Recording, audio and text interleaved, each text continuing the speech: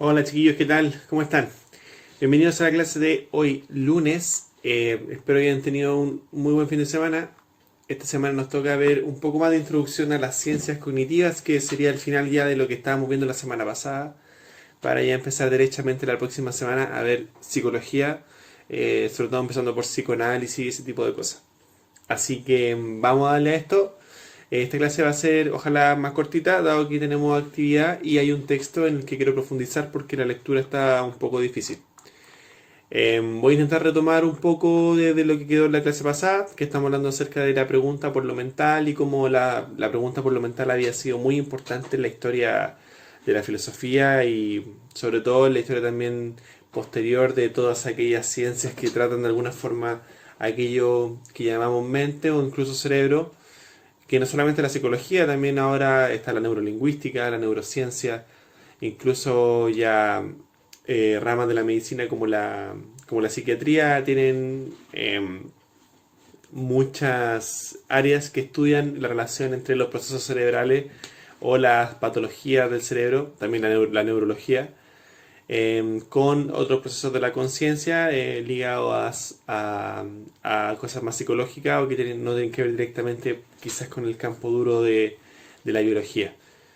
Así que por ahora, en lo que respecta a como introducción al campo de las ciencias cognitivas, yo les había contado ya la semana pasada que las ciencias cognitivas es una interdisciplina que nace en los años 50, en la que confluyen disciplinas como la filosofía, la robótica, la lingüística, la neurociencia, la biología, la antropología y ciencias de la computación, o sea, informática en general, también obviamente la ingeniería, y confluyen para poder responder a preguntas que tienen que ver con el fenómeno de lo mental, o sea, preguntas como qué es la inteligencia, qué es el lenguaje, qué es el pensamiento, cómo se configuran estos procesos, estos mecanismos en nuestros aparatos internos y sobre todo en el cerebro.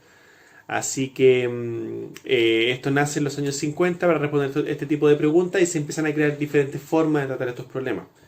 Hay mucha gente que lo ve desde perspectivas más relacionadas, por ejemplo, con la lingüística, como es el caso de Noam Chomsky o Jerry Fodor, que son dos grandes filósofos y el primero un lingüista, que son creadores de esta hipótesis de que, por una parte, el lenguaje es universal, la gramática, lo que les decía también hace dos clases, y por otra parte, como la gramática es universal, eso significa que todos tenemos una protogramática en nuestra cabeza que también funciona como gramática para nuestros pensamientos. Es decir, no solamente todos tenemos lenguaje, sino que también todos tenemos un lenguaje del pensamiento. Y ese lenguaje del pensamiento va a hacer que podamos construir oraciones y tener estados de creencia de los que habíamos hablado la semana pasada, que nos permiten también comunicarnos con los demás y comunicar nuestras intenciones. Así van a ir confluyendo muchos tipos de estilos de hacer ciencia cognitiva y quizás uno de los más importantes y también uno de los más que hasta hoy en día tiene influencia, sobre todo en la forma en que, lo dije la semana pasada, hay teorías que aún piensan que la mente puede ser un computador. ¿Eso dónde nace? Bueno, nace de forma más específica y concreta en el creador de la computadora, que es el señor inglés Alan Turing.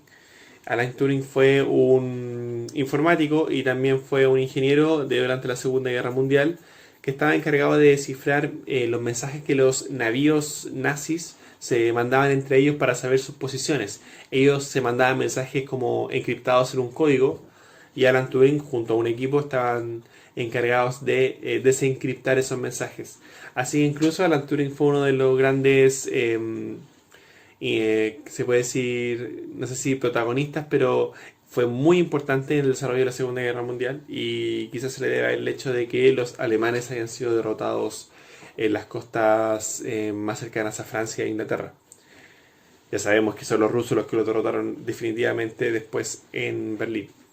Así que, dejando eso como primicia, Alan Turing fue el primero que creó algo así como una computadora. Se le considera el padre del concepto de computador, no de la computadora moderna, que ahí hay otras personas muy importantes como Charles Babbage o von Neumann, pero sí con respecto al concepto de lo que es computar o manipular símbolos para poder tener un código o un mensaje o para poder dar un mensaje, ese es Alan Turing.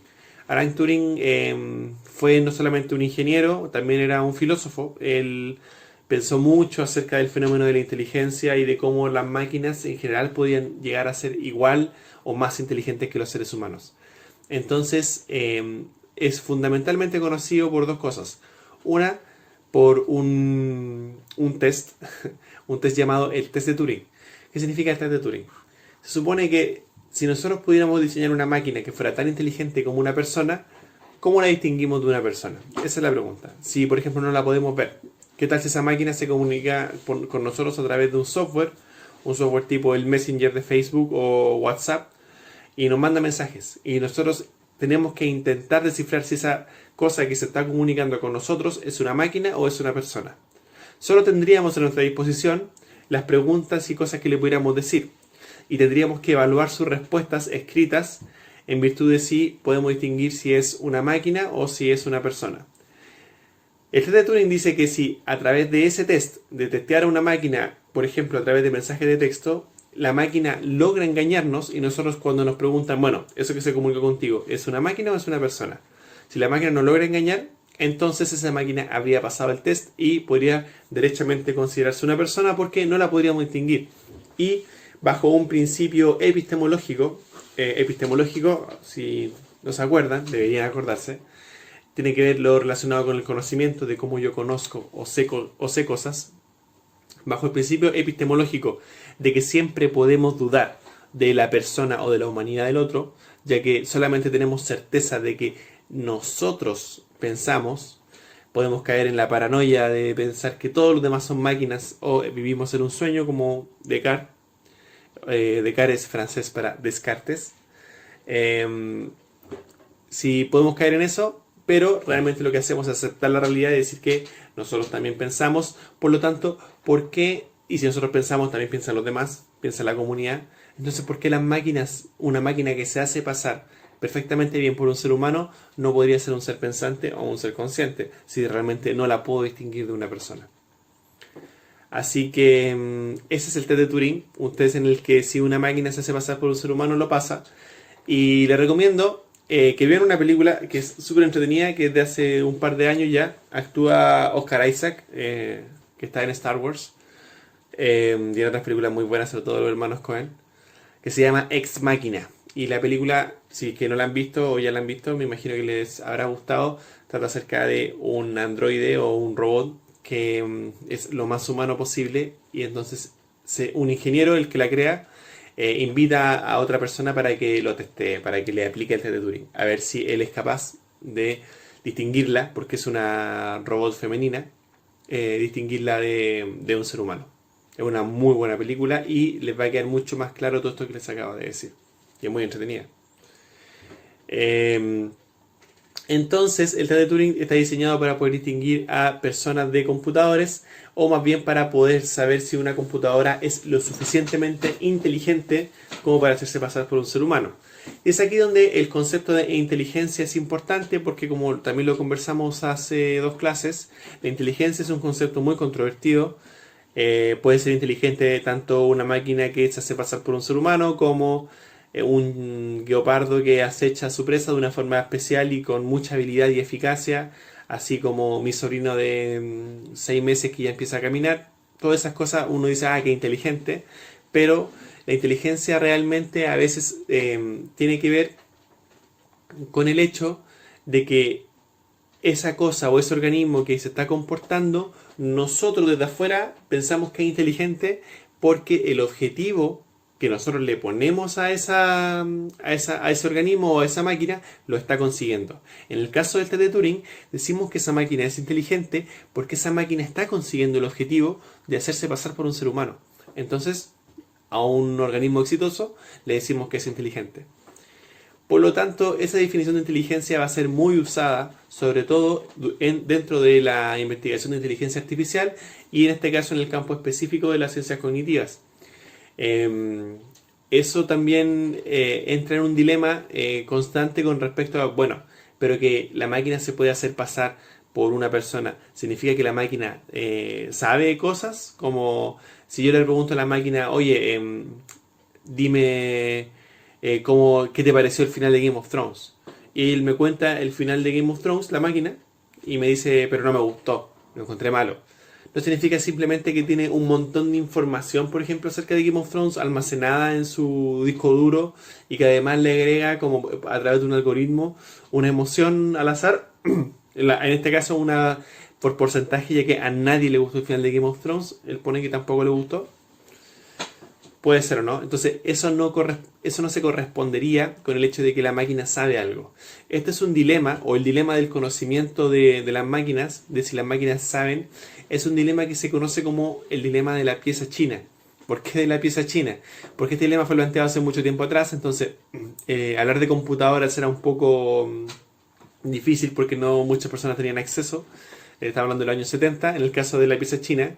En el caso de Alan Turing y su creación de la computación, estamos hablando de los años 50. Así que imagínense, es justamente post Segunda Guerra Mundial, no había prácticamente un conocimiento técnico de nada relacionado con cibernética o cosas digitales. Pero ya en el 70 había un poco, ya se estaban desarrollando las primeras computadoras y se plantea este dilema de la pieza china. ¿Qué quiere decir el dilema de la pieza china? Quiere decir que, ¿qué pasa si existe una habitación en la que una pieza de su casa, imagínense, en la que yo paso por debajo de la puerta mensaje en chino, busco en Google caracteres chinos, los pongo y los paso por debajo de la puerta y salen por debajo de vuelta mensajes en español. Yo no puedo ver lo que hay dentro de la pieza, pero ¿puedo decir entonces que esa pieza sabe chino y sabe español al mismo tiempo porque puede traducir? Ese es el dilema. Si algo se comporta como si estuviese sabiendo algo, en este caso la pieza se comporta como si supiera chino. ¿Sabe chino? Diríamos que la pieza sabe chino. No tenemos ningún conocimiento de lo que pasa dentro de la pieza. Está cerrada con llave, no podemos saber. No sabemos si hay una persona que está intercambiando los mensajes, no sabemos si hay un complejo set de mecanismos, etc. Solamente sabemos que la pieza nos responde mensajes que nosotros les ponemos en chino. Ese es el dilema. Si no podemos saber los componentes y cómo funciona una especie de arquetipo, podemos cuestionarnos su sabiduría, en este caso, que es el problema con el fenómeno de lo mental. Como no sabemos exactamente cuáles son los mecanismos de la mente, podemos caer en la pregunta de si todo aquello que creemos de la mente realmente solamente lo tenemos para nosotros y realmente todas las personas en el mundo son piezas chinas para nosotros. No sabemos cómo son sus mecanismos internos porque la mente es invisible. Solamente la podemos extrapolar a cosas como el cerebro. Pero la mente como concepto es invisible o es más bien ininvestigable a través de lo que es lo mental. Solamente podemos investigar el cerebro.